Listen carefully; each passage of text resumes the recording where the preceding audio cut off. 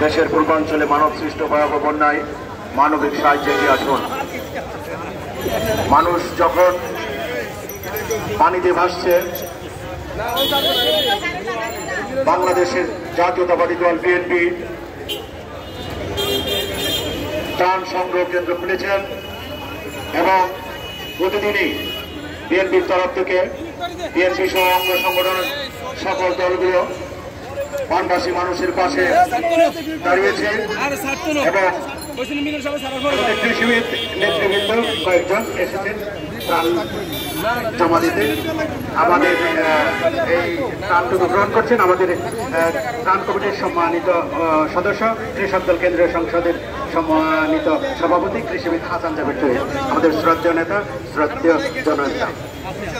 যারা ত্রাণ জমা দিলেন তাদেরকে অসংখ্য ধন্যবাদ। ইয়ার মাহমুদ স্বামী মারুফুরি। আমাদের মাঝে উপস্থিত রয়েছেন ত্রাণ কমিটির সম্মানিত সদস্য সচিব অ্যাডভোকেট আব্দুল সালাম আজাদ।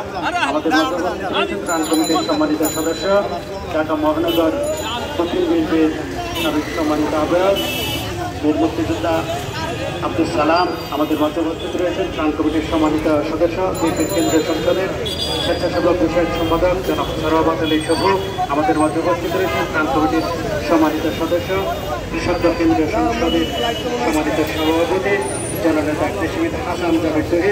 আমাদের মাঝে উপস্থিত রয়েছেন ত্রাণ কমিটির সম্মানিত সদস্য, বিএনপির সহদপ্তর বিষয়ক সম্পাদক জনাব মনির হোসেন।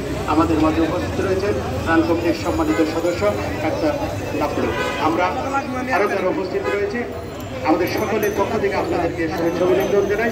আপনারা আত্মমানবতার সেবায় এগিয়ে আসছেন, এগিয়ে আসবেন মানুষের জন্য, জীবনের জন্য।